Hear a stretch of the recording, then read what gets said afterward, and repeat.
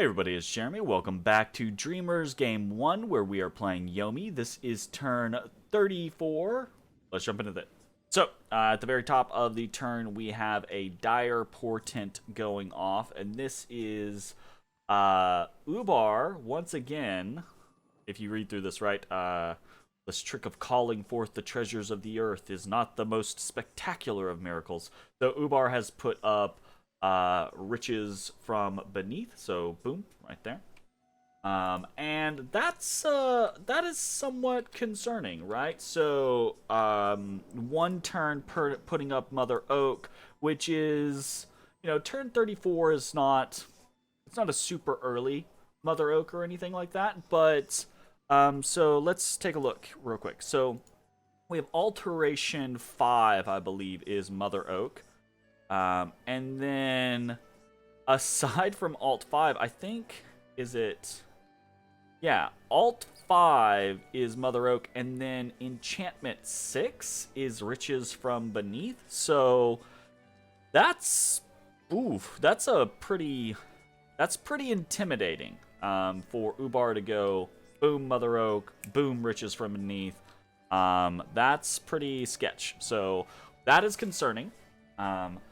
After that, we did a little bit of site searching. We have Masaru has found a magic site in Hinwood, an enchanted field, and this is a +1 nature gem and 50 supply points.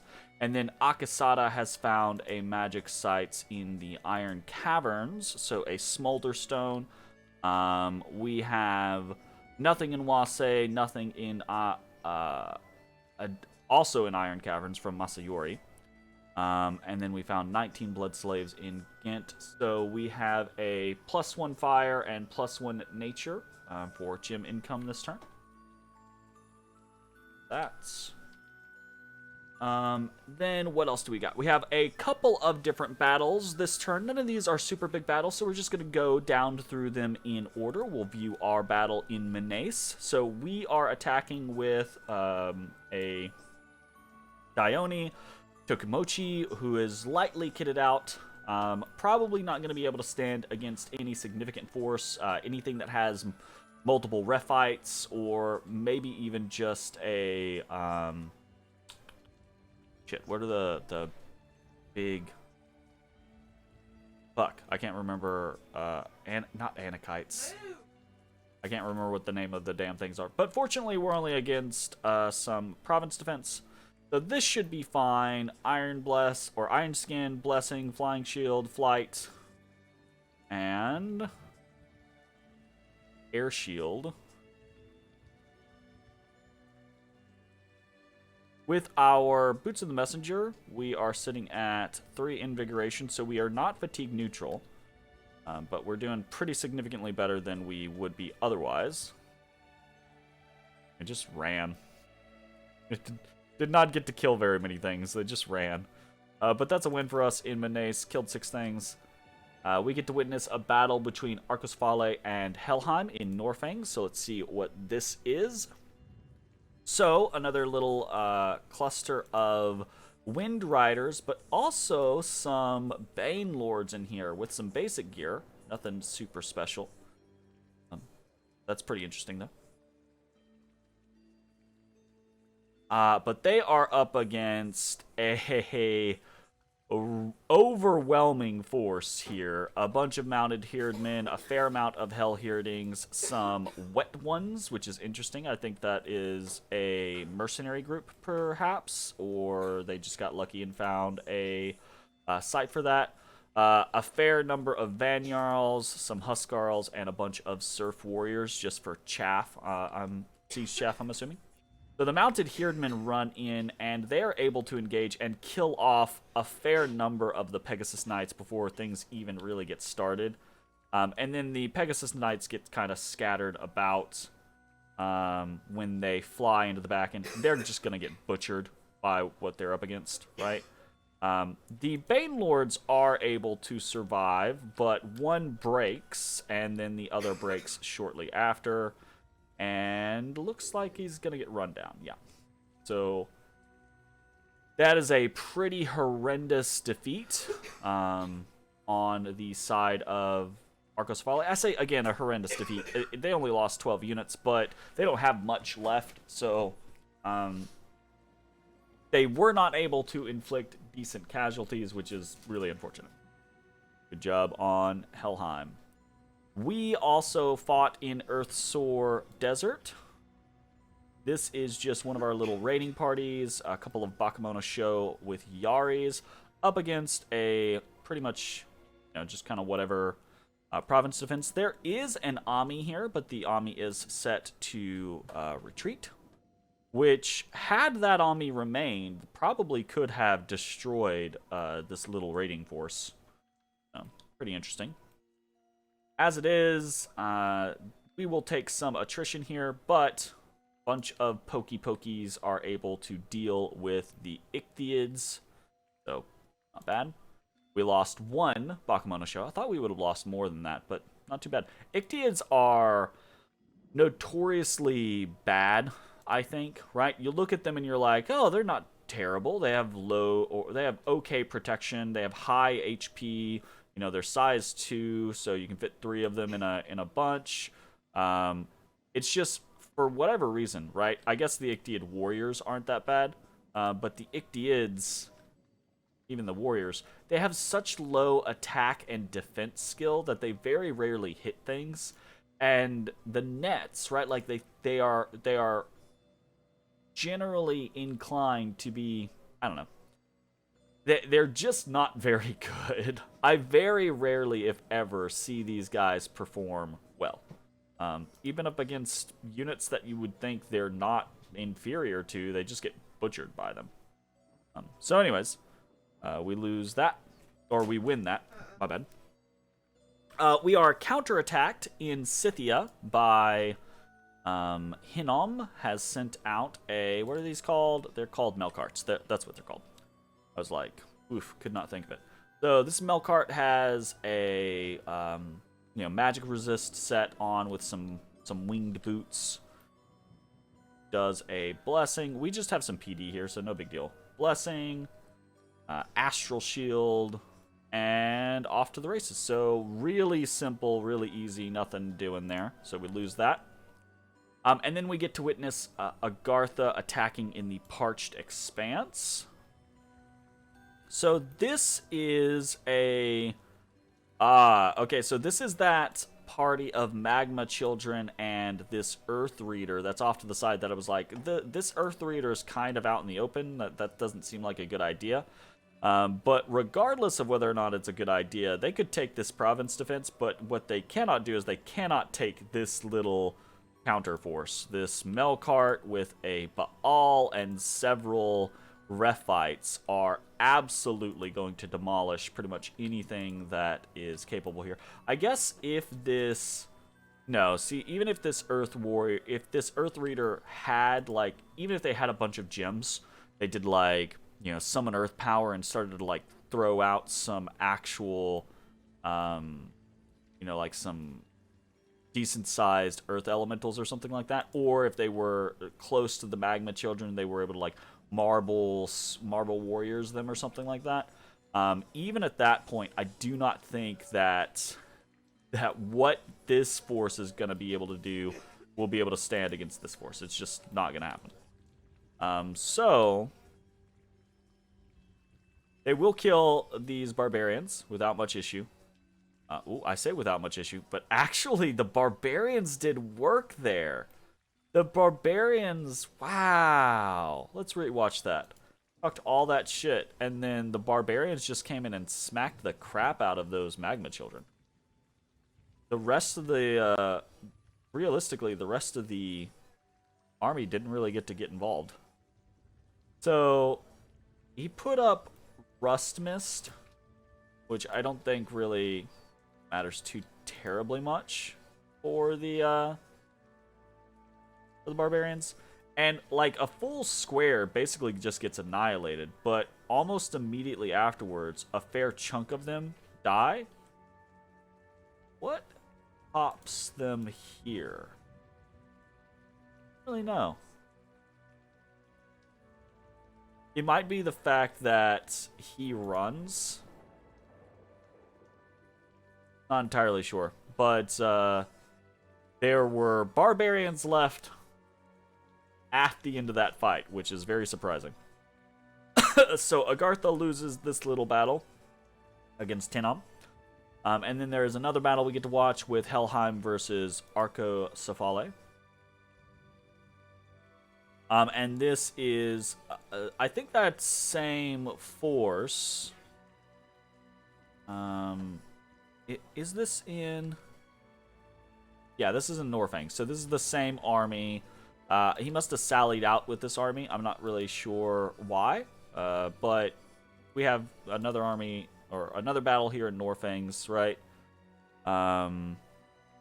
What do we got here? Not much. We've got a couple of Peltists and some Cardaces and some Hippomachos. So, Mystic. No, Hippomachos. What the fucking... My brain. A couple Mystics here.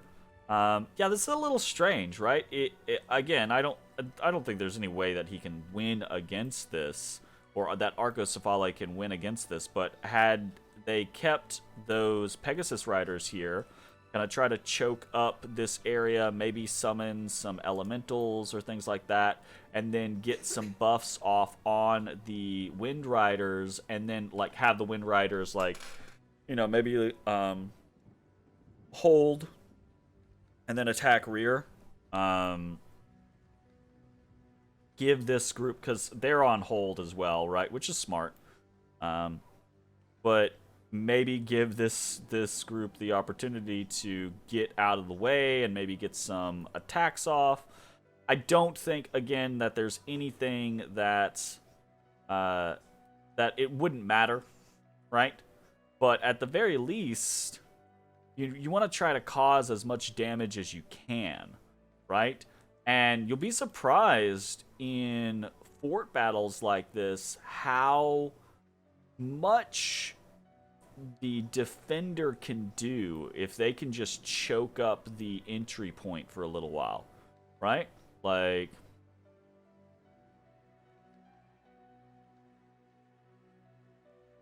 yeah, nothing super interesting going on here, unfortunately. Wah-pa-pa.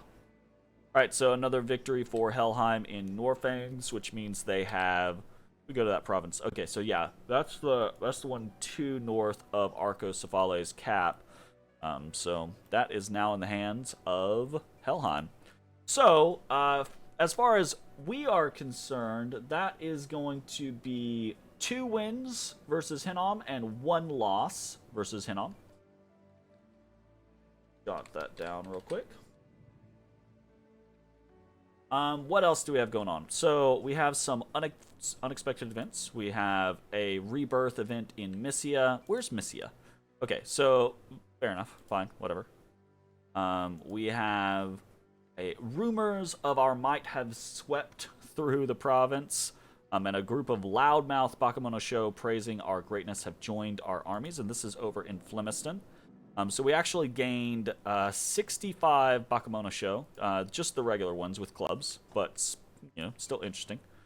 And then in Vale of Fortune, a handful of gems have been found in a hot valley. We got +1 fire gems. And in Hinwood, we lost population and gained unrest. So as far as events go, we gain fire gems +1. And I guess I'll track this, right? We gained Bakemono show +65. So okay, cool, whatever. we'll put those to good use. I kind of find events like that really interesting. I wish there were more events of that kind for various nations, to have troops, your own national troops, just kind of like raise, right? Like your own, like how cool would it be, for example, for Arco,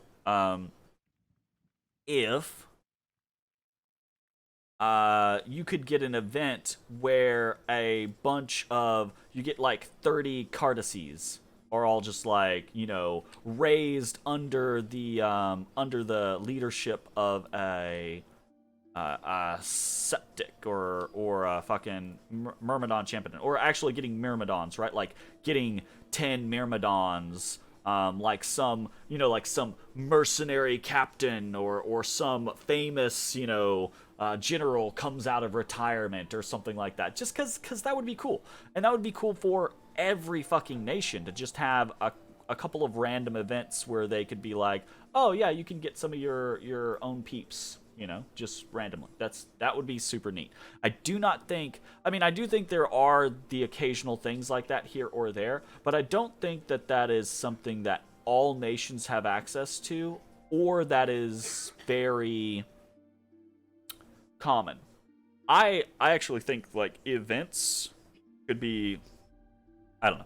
I feel like the more I play, the years I put into Dominions 5, I fall in love with certain aspects of it, but I get into this concept where I'm just like, there could be so much more added into this. Like, there could be so many more little cool things added into this.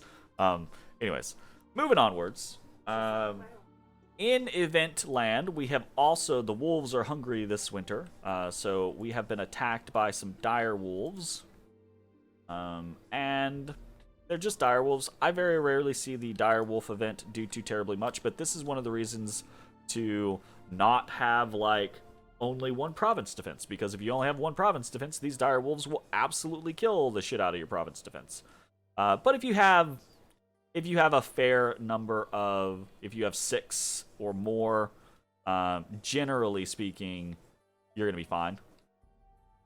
The wolves themselves do very little, and the dire wolves are not especially strong. So there's that.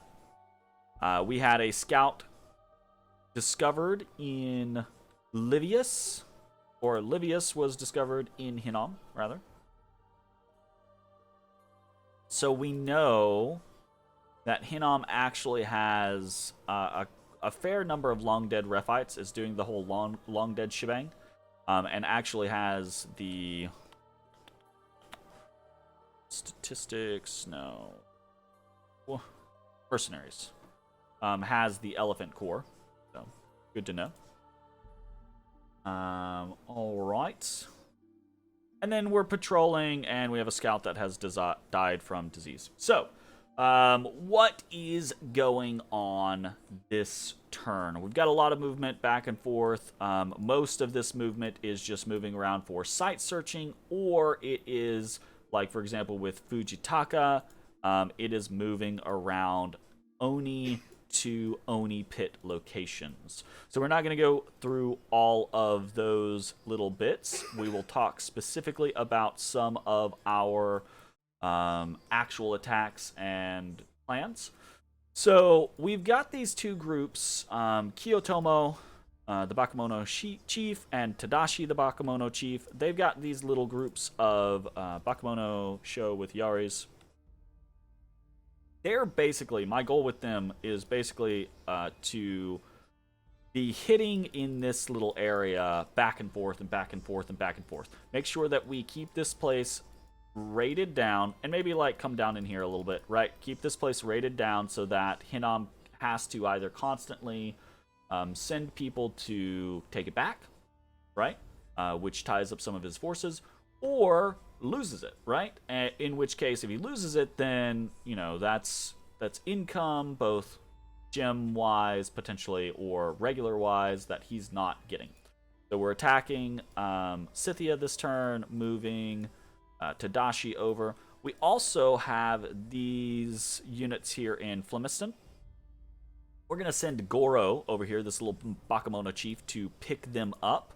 Now, he's not going to be able to carry all of them. He's got 55 leadership, so he can get most of them. But he's not going to be able to carry all of them. That's okay. In the meantime, we are sending Tokimochi back to Flemiston. Because if we engage in something like Shambolic or somewhere around here, right, there's the chance, if he runs into, for example, what attacked us in Scythia, this Melkart, he could win or he could lose. If he runs into something like what got thrown at Agartha in Parched Expanse, he will absolutely lose. So we have zero reason to be risking Diones at this point, right? There is a point eventually where you either have a critical mass of Diones, or you have enough Diones that you don't care as much anymore, or you're in such dire and desperate straits that you're like, okay, I have to be willing to risk these, or else I'm not gonna survive. We are in none of those positions right now. We do not have a critical mass of Dione. We are not in such dire straits that we're like, oh, we got to do it or else. So I'm not going to just throw Tokomochi into random situations where he might get caught by a couple of Rephites and butchered. So we're going to send him back to Flimiston. We're going to keep him kind of on the front lines. He can either research while he's there, or he can just put on some additional gear, or whatever, right?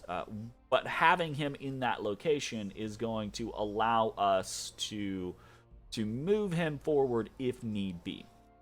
And in the meantime, we are actually taking a Terui and this group of Oni, and we're going to move towards Jibero. So he has just put up a fortification in Jibero. This is very weak, and I'm hoping that with all of the shit going on with Agartha, he's not going to have been able to have staffed this with enough people to hold it. So the hope is we can come in here and crack it in a single turn, and then now all of a sudden we have a fortification on the front lines with Agartha, which will be an absolute boon in trying to deal with this war overall. Especially considering now we do have confirmation from Ermor that they are not engaging in war with Hinnom, at least not yet, or not any intended in the near future. They have basically pulled out of the diplomacy that we had, which is really unfortunate. So that means it's Agartha fighting against Hinnom, and me fighting against Hinnom on this very, very narrow front. Fortunately, we have a couple of things that we're doing as we move into that, so hopefully it will not be a horribly bad decision for us. Fingers crossed. So that's most of the important movement, I think, as far as these things go.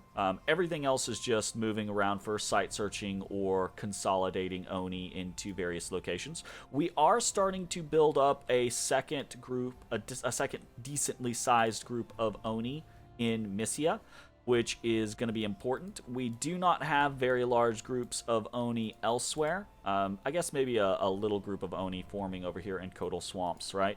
But as you can see, we're starting to get more and more Dione sitting in Mysia, sitting in Iron Caverns, and we want to continue that. We're also starting to get quite a few Oni Shugo in the below. Again, we want to keep doing that. We want to turn these locations into areas that are basically shitting out a bunch of Dione every single turn, right? The maximum amount the maximum amount of demons of Oni every single turn. So, what else are we doing for this turn? We have a temple being built in Ulm, finally. And that is it as far as buildings go. So, infrastructure, buildings, boom, one temple. Mark that. And then we are doing a little bit. We're not quite there, right? We're very close as far as construction goes. 2 more turns, but we're not quite there. So all we are doing from a ritual or... There we go. From a ritual or a forging scenarios, we're continuing to forge owl quill. So we have 1 owl quill, and we have 1 boots of the messenger. So that is that, and boom, 1 owl quill, 1 boots of the messenger.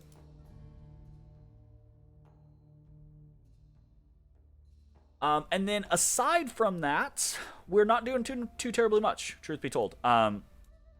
Recruitment-wise, we've actually had to put recruitment on a bit of a hold in most of our locations. I mean, we're getting Demon General up there. We're getting a Neminari here. Those are both from last turn.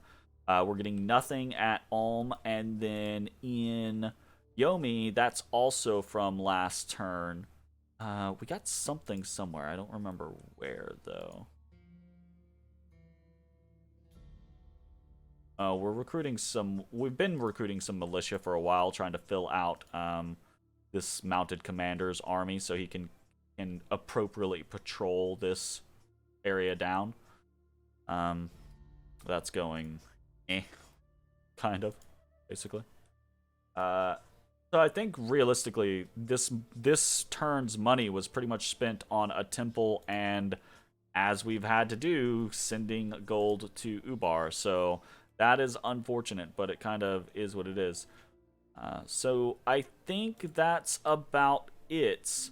Next couple turns should be pretty exciting to... Well, I say pretty exciting. Pretty interesting to see how things develop with Agartha.